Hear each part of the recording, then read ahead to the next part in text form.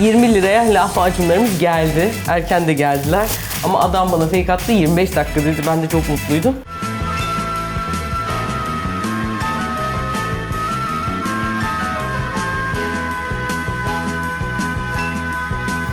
Bu şeyi kaybetmiş bulunmaktayız. Yemek okulunu ilk kurduğumuzda bir lahmacun meydan okumamız vardı.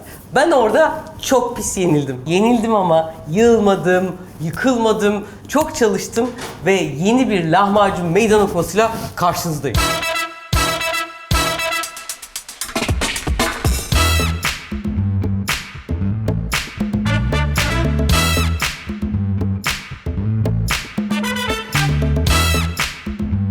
Neden bu meydan okumayı tekrar yapmak istedim?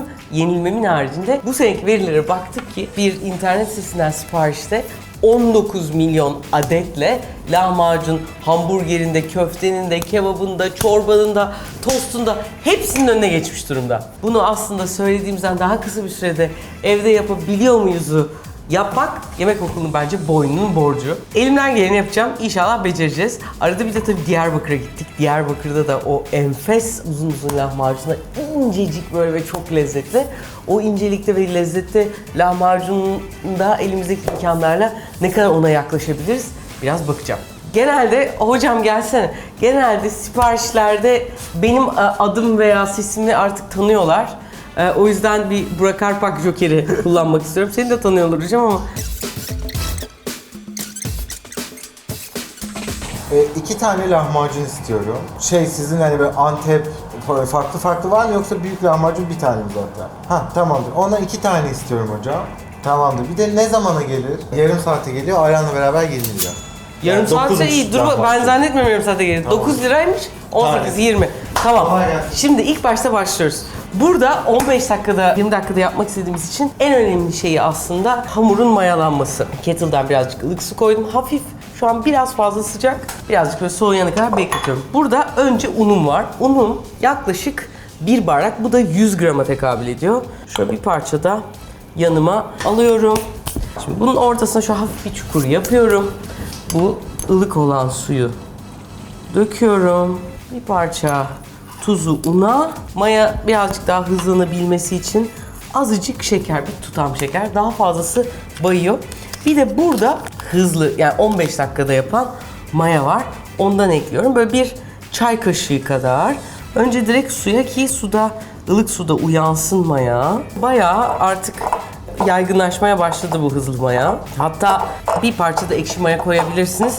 Biz bugün koyamadık çünkü daha çok taze besledik diye mayamız kıvamında değil. Ama bir parça ekşi maya güzel gelecektir. Şimdi bunu güzelce ister tabakta, isterseniz tezgahta bir yoğuruyoruz.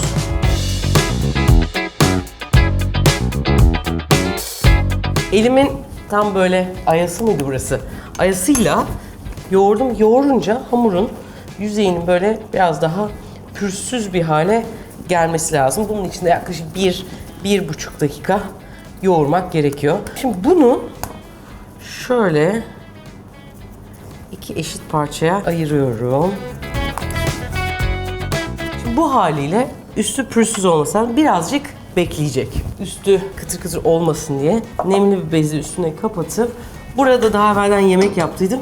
Hafif ılığında beklemesi için tutuyorum. Gelelim içi yapmaya. Lahmacunun içerisine lahmacunun kıymasını böyle parçalayacak bir aside ihtiyaç var. Onun için de lezzet verecek şey soğan. Kıymam çok fazla değil. Sadece 60 gram kıyma kullanacağım. Ve burada bir de 20 gram civarında da sucuğum var. Onu da böyle içine koyuyorum. Neden sucuk? Hafif böyle bir ekşi, o ekşi tat geçebilsin diye. Önce bunları bir güzelce çekeceğim. Şimdi bu böyle kıymalı bir soğan gibi bir görünme gelmeye başladı. Burada isot karışımım var. Böyle o lahmacunun ekşiliğini arttıracak diye. Böyle bir tatlı kaşığı kadar ondan koyuyorum. Azıcık da sıcak su koyuyorum ki kahverengili rengini çıkarabilsin. Normalde uzun uzun bekleteceğiniz bir lahmacunda buna gerek yok. Kendi zaten içinde kaldıkça koyulaşacak ama şimdi bu işi hızlandırmamız gerekiyor. O yüzden bu böyle. Şimdi bunun içine bir diğer lezzet verecek şey sarımsak olacak. Bir diş, iri de bir diş olsa daha bile güzel olur. Ben maydanozun saplarının özellikle de lahmacuna kendileri kadar belki daha bile çok lezzet verdiğini düşünüyorum. Sadece çok kalın taraflarını ayırıyorum saplarını ama bu orta kalınlıktaki kısımlarını muhakkak içine ekliyorum. Kaç dal diyebiliriz? 6 dal. Tuz ve karabiberim var. Bir çay kaşığından birazcık az da karabiber ekledim. Ve içine 2,5 domates püresi koyuyorum. Domates püreniz yoksa salçayı hafif sulandırıp koyabilirsiniz. Bir tatlı kaşığı kadar yoğurt koyuyorum. Bu da güzelce hani kıymayı parçalayabilsin diye o asidine yoğurdun soğan kadar ihtiyacımız var. Şimdi bunu güzelce karıştıracağım.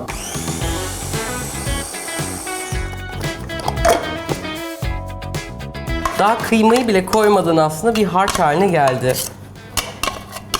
Bu arada şunu da yapabilirsiniz. Evde kıyma yok. Sucuktan bunu deneseniz soğanla o bile hiç fena olmuyor. Bunun içerisine bu 55 gram civarında, 60 bile değil. Kıymayı da ekledim mi lahmacun karışımı neredeyse hazır. Acı koymayacak mısın? Bunun içinde pul biber ve isot var. Oradan zaten geliyor acısı.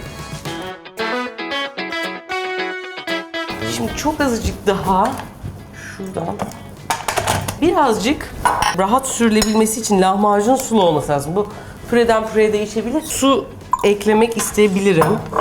Şöyle.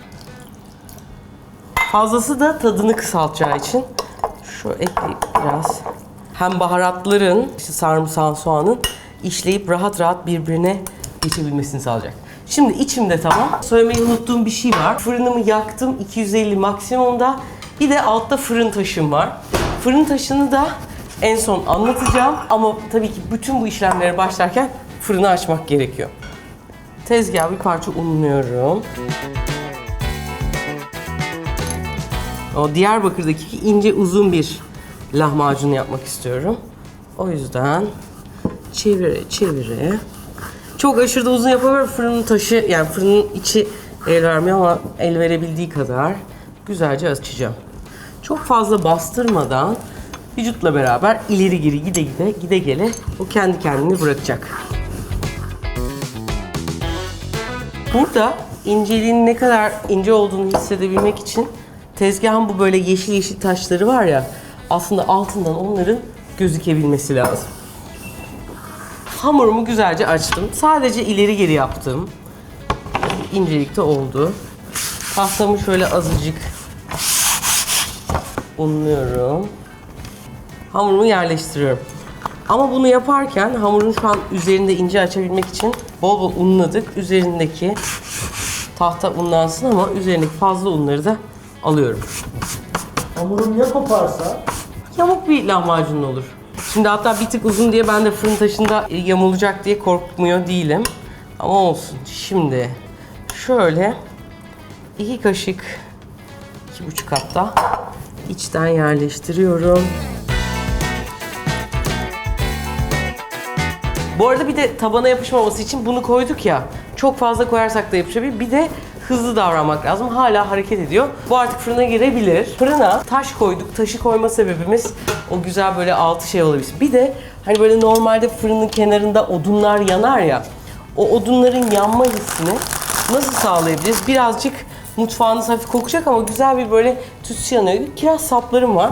Bunu fırının böyle kenarına yerleştiriyorum. O şimdi usul usul yanmaya başlayacak. Şimdi lahmacunumun ilkini şöyle ucu şeye geldi. Ucu hafif yamuk olabilir. Bu haliyle usul usul pişecek. 250 derecede en altında, hatta tabana değiyor. Böyle sanki bir kapı fırında gibi en yüksek derecedeki hızlıca altı çıtırdasın. Suyu bitmeden de olsun. Bunu pişireceğim. O bitecek, öbürü olacak. O yüzden biraz daha artık rahatlayabilirim. Bir ellerime kıymadan şey yapıp ikinci hamurumu açacağım.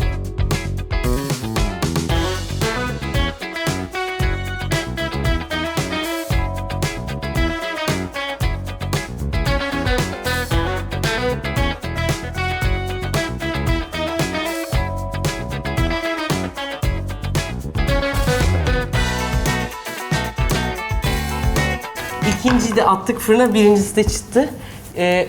Bu çıtırtısını falan filan hissediyoruzdur diye tahmin ediyorum. Şimdi üzerine limonu Daha doğrusu limonun üzerine koymayacağım. Ferhi abiden öğrendiğim gibi hani limonu maydanoza koyarsın. Maydanozu da istersen ondan sonra araya koymak istersek diye şöyle kenarına yerleştiriyorum. Biraz da burada bizim yaptığımız hani sumaklı soğanda bir hep beraber yeriz diye sumaklı soğan da koydum. Yaklaşık 3 dakikada oluyor. Bu arada buradaki kokuyu kimse söylemedi. Hiç böyle çok güzel bir koku duymuyor musun? İnanılmaz kokuyor şu an. Ama odun ateşi gibi de kokuyor mu? Duyuyor Evet, musun? evet. O işte içine koyduğumuz kiraz saplarından hafif çok azıcık da bunda bir tadı oluyor onun. Çok iyi. O kiraz sapları tutuşuyor mu? Tutuşmuyor bak şöyle böyle ufak ufak kömür oluyor. Evde fırın taşı olmayabilir, olmama ihtimali çok da yüksek aslında. Ne yapabilirsiniz? Bir nalbur taşçı mahallede falan varsa bunlara ateş tuğlası deniyor. Parça parça ateş tuğlalarından alıp onu tepsinizin içine koyduğunuzda aslında bir tane taş fırınız olmuş oluyor. Taş fırının özelliği ne? Isıyı uzun süre taşın tuttuğu için hamuru üstüne koyduğunda taşın derecesinin düşmüyor olması. Ve o yüzden de onu daha güzel et gibi mühürleyip daha çıtır çıtır yapabiliyor. Fakat şunu da söylemek lazım ki atıyorum 2 santim kalınlığında bir taşı yaklaşık 40-45 dakika önceden fırına koymak lazım ki yani burada 7.7 liraya mal ettik ama birazcık da fırını uzun açmış olabiliriz. O arada biz başka bir şeyler de yaptık orada. Ama aklınızda olsun. Yani o taş fırının o lezzeti için fırını biraz daha önceden açmak. Taşım yok, alacak halim de yok derseniz de fırının üstü yakacağız 250 derecede ve en altına yerleştireceğiz. Oradaki yapmamız gereken diğer şey de o. Sanırım olmuştur. İkinci lahmacun bu arada her zaman birincisinden birazcık daha geç olur. Neden? Şundan dolayı şimdi 250 dereceye kadar fırını açıyorsun ve fırının içi homojen bir şekilde 250 oluyor. Sonra onun içine alıyorsun, işte oda sıcaklığında bir şey koyuyorsun. Bir de açıyorsun, tekrar öbürünü koyuyorsun falan. O 250 dereceden 220'lere falan rahat rahat düşüyor. Burada kazandın. Hızda kazandık. Sonunda becerdik bakalım aynen. Tatlı becerebilecek miyiz? Bir de şu, aslında ideal olanı lahmacun bu şeyde. Ben ilkine bir parça içini fazla yapmışım yine. O koyduğum sucuk ekstraydı. Sucuk sayesinde bu böyle hani bu sarılıklar, bu yağ, hafif böyle ekşimsi o dediğim gibi şeyin kokusu ek baharatta sucuk sayesinde girmiş oluyor. Şansım bu, benim şansım. 36. dakikadayız şu an. Benim lahmacunlarım bu sefer soğudu ve lahmacun soğuyunca hiçbir şeye benzemez. Olmadan yiyelim bir tanesini. Tamam.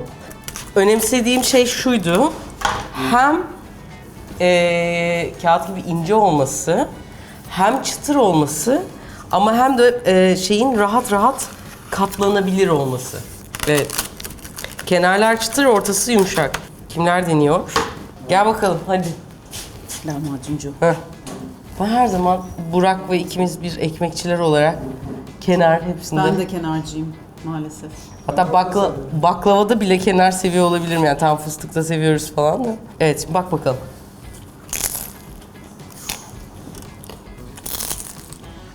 Ne diyorsun, beğendin mi? Sen bunu Bir hep yap. Sen deneyecek misin Tunç? Deneyeceğim. Ben biraz sumak alabilir miyim? Al. Sumaklı soğan. Bir de biraz daha acılı seviyorum ben. Ya acı. Acı, bayağı acı. acı. Ya Acı. hayır. İyi, acı değilse ama bir daha yerim. Tamam bir daha yersin. Acısı güzel çünkü çok. Çok güzel.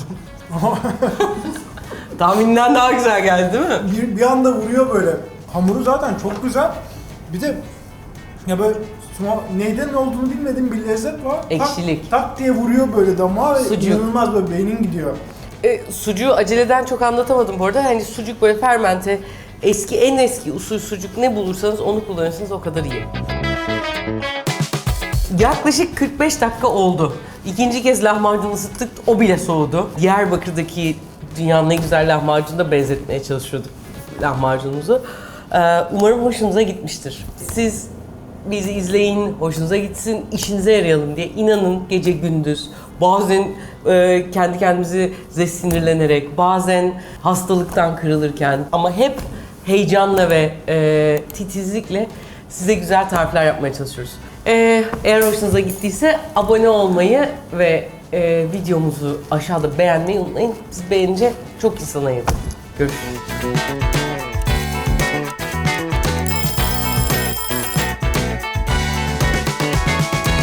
Kenarcı mısın, ortacı mısın? İkisiciyim. O zaman önce orta verdim, sonra kenarla çıtırtıyla. Oo çıtır çıtır. Hiç alakası yok ama bambaşka ya. İlk kat daha güzel. Bayağı tartışmasız değil mi? Tabii canım alakası yok desem. Bu sefer kazandın mı? Sence güzel mi Hande? Sen Lezzette dövmüşsün yani.